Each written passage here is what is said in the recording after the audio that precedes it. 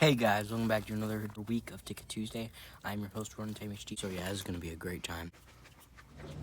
Hey guys, welcome back to another episode of Ticket Tuesday. I'm your host, Tim HD, and this week we watched Kung Fu Panda 4, starring Jack Black and Awkwafina. This is obviously the fourth installment in the Kung Fu Panda franchise, and to be completely honest with you, it's average. It's not terrible, granted, but it is not anything really to write home about. While I did not hate it, I did think there were some things I could find enjoyment out of it. Overall, it was kind of whatever, kind of bleh, and overall, I do think that this was the weakest in the franchise. And before I go on a whole tangent about why I think that, I'll tell you why I thought this one was okay, and more back at the house. How should we do this? Quick and painless? Or slow and painful? Slow and painful.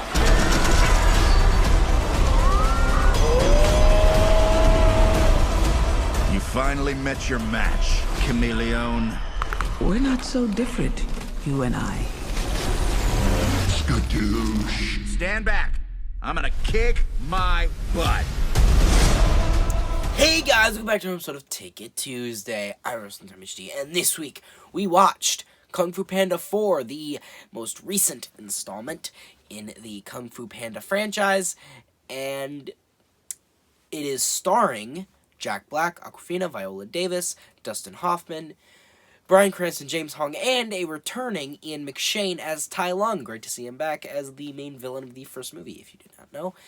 And, with that being said, I do think this film was a bit of a wet towel. I don't know. Whatever. It's just not. It was underwhelming. Okay, it was underwhelming, and I definitely think this is the weakest film in the Kung Fu Panda lineup, because even though the last three, obviously the third one was said to be the weakest one. That one wasn't even a bad movie. It was just the weakest one out of a pretty good trilogy. But this one did have its faults. Although there were parts that I liked to an extent. There were some parts that I liked. I thought the animation was serviceable. Even though ironically, I think the second movie had better animation than this one. But I do think overall the film was inoffensive. And it was enjoyable at parts. I do think that it just didn't have, the magic, the sauce, if you will, that the previous Kung Fu Panda films had in strides. It didn't have, in my opinion, the artistry that Kung Fu Panda 2 had. It didn't have the amazing arc that he went through Kung Fu Panda 2. Obviously, I'm a big fan of Kung Fu Panda 2. That's the best one, and it's my favorite. But also, I was a little mad. I'll get into it later. But overall, this film, I just think, didn't feel like a true Kung Fu Panda film. Because in every film, Po went through an important character arc which changed his character. And I feel like in this film, and they all felt important, right? But this one, it didn't feel like as impactful. You know what I mean? Like, a lot of the stuff that happened in this movie just felt small, right? It felt like this should have been like direct to streaming or like direct to video, if you remember what that was, youngings. But like, yeah, like it felt like it should be like a direct to streaming, like that new Megamind movie that everybody's like talking about. It should have been like that. I mean, I'm not saying it's as bad as that, but I'm just saying like that's the vibe it gave off. This didn't feel like a big like theatrical next fourth part in the franchise. It just felt like kind of like a side quest. Because even then, all the villains in the previous films, even though Kai had his problems, he still had a presence, right? He still was a pretty badass villain. Lord Shen was fucking peak. One of DreamWorks' best villains ever. Lord Shen is fucking awesome. Love Lord Shen. He's such a good villain. Tai Lung, of course, can't leave him out. He's a great villain, too. All the villains the Kung Fu Panda franchise have delivered, and one of the things Kung Fu Panda is known for is their kick-ass villains, but not this time. The Chameleon is a very boring and uninteresting villain. We don't really see her do many evil things aside from push a guy down a flight of fucking stairs. And then we see her, like, taking the powers of all the villains and all the people in the spirit realm that were in the previous Kung Fu Panda films or in the Kung Fu Panda universe. And it's like, cool, she can do this stuff, but she didn't even really put up that much of a fight by the end of the movie. She was taken down pretty easily. she took 2 shots from the little plot device staff, and it was over. She was very unthreatening, and I do like Viola Davis, but I just don't think the Chameleon was a very good villain, and I will say she's the worst villain in the entire franchise. Not very good. And with that being said, I also say the big water bottle shaped elephant in the room, Awkwafina. Now, obviously, Awkwafina is quite the divisive actor, quite a divisive comedian. She is been typecast into the same role for quite a few years now, and people have grown sick of her shtick. Now, I am not a huge fan of Awkwafina either. I think she can have her moments sometimes, but most of the time I do not find her very enjoyable. Now, was she super annoying and unbearable in this movie as she is in others? No. She's fine. I don't think she's as irritating. I don't think she's as annoying.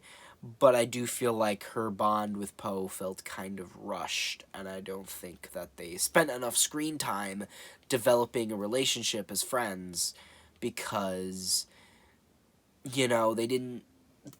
The movie was too short, is what I'm saying. They could have, or, like, cut some things down, or made it longer, maybe, like, 20 minutes longer, and that's all they needed to do, and they could have just fleshed out their relationship more, given Poe and Zen more of, you know, like a bond, because I didn't really feel that, you know, like when she defended him and when she was like sad when the Chameleon almost killed him, I didn't really buy it, you know, because these people, they only knew each other for like a couple days, right? And then she's acting like he's her best friend or something, and it just felt kind of weird. And her being like, spoilers, by the way, if you didn't already know, I'll do the spoiler warning after. But yeah, spoiler alert, real quick. So if you guys don't want spoilers, click off the video, then come back. Alright, guys, sorry. Spoilers. Be good? Okay. So obviously she is the successor of the Dragon Warrior. Like, she's the next Dragon Warrior at the end of the film. It was so predictable.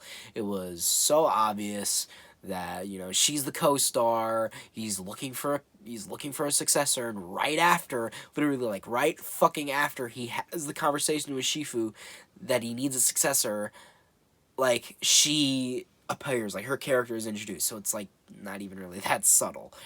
Yeah. Really obvious, and I do not think that it's really that believable. Like, this Awkwafina Fox is, like, gonna be the Dragon Warrior, like, come on. And another thing I have a problem with is the Furious 5. They're not in this movie. Oh, they're in the credits. The credits don't fucking count. That's not the movie, that's the credits, right? Seth Rogen, like, made a couple grunts here and there, maybe. But that's the extent that you're gonna get, right? The other characters are just kind of, like, it felt like they were added at the last minute. That's why they're in the credits.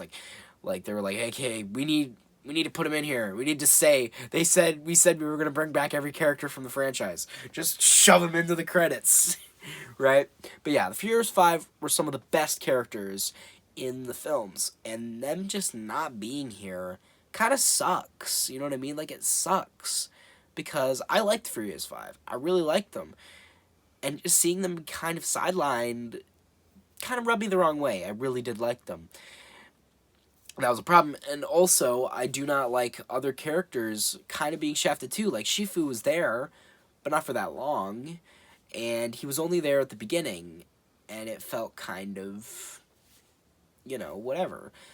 I just also feel like Poe kind of, like, he hasn't progressed as a character, right? Poe has not really progressed as a character. He kind of feels like he's gone back to, like, Kung Fu Panda 1 Poe, where he's, like, just saying he's the skadoosh man, and he's just, like, you know, doing this and being silly and making jokes all the time. But I feel like in 2, and then in 3, like, he embraced his role as this, like, all-powerful warrior and, like, became wiser because of that. Well, obviously, still being Poe, he'd become, you know, a more wise, like, all-knowing type warrior ready to be a teacher, right? He becomes a master, right? He is a kung fu master, by the end of Kung Fu Panda 3. And he just doesn't feel like that in this movie. He just feels like he's back to being Kung Fu Panda 1 Po, which I like Kung Fu Panda 1 Po, but the movies have progressed to the point where he's not that person anymore. He's evolved, right? He's gone through an arc. And they just kind of ignored that, which kind of also rubbed me the wrong way. And overall, I just do think this film kind of didn't really feel like a worthy sequel to the previous films. And it's insane to me that apparently they've been planning 6 movies this entire time, but it doesn't really feel like that. Like, this film feels like it was an unnecessary sequel.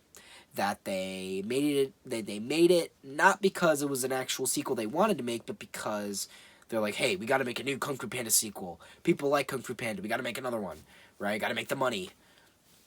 I don't know if that is it, so don't kill me, but personally, that's how I think it is. Like, they made this for not, like, story reasons. They made it for, like, sequel to a popular franchise reasons. But, yeah. Would I recommend it? I mean, maybe. If you're a big fan of Kung Fu Panda, if you like the universe, it's, like, slightly, right? Maybe. It's up to you. But I'll just say, maybe go in with an open mind. Maybe you'll like it. So, if you're a big fan of Kung Fu Panda, hell, maybe give it a try. Maybe you'll like it more than I did. To each their own. So, if you're little, if you're a kid, obviously, I think you might get more enjoyment out of this film than, like, a grumpy old adult or a cynical teenager would get out of this, right? So, I think that a kid would get more enjoyment out of this. But I do feel like maybe the problem is, this movie, the old movies used to appeal to everybody, and this one just kind of feels like it just appeals to kids. But anyway, overall, wouldn't really recommend it if you're older, maybe if you were younger. Overall, I think I'd rate this film like a 6 out of 10. It's average. And, yeah, I think it's time to say. I think it's my piece. So guys, if you like this video, share with friends, subscribe, to notifications on. Comment down below how much you liked it. But you guys know how it goes. I didn't really say that. What I really meant to say was if you guys hated this video, unsubscribe, dislike, tell me what you hate me in the comments. I've been on Time HD. Kung Fu fighting off. Is that racist? I just thought you were going to do a freeze frame ending because it's a Kung Fu movie. Also, guys, freeze frame ending. That's the worst freeze frame ending you ever did. If you want to do one, do a real one. Freeze frame ending.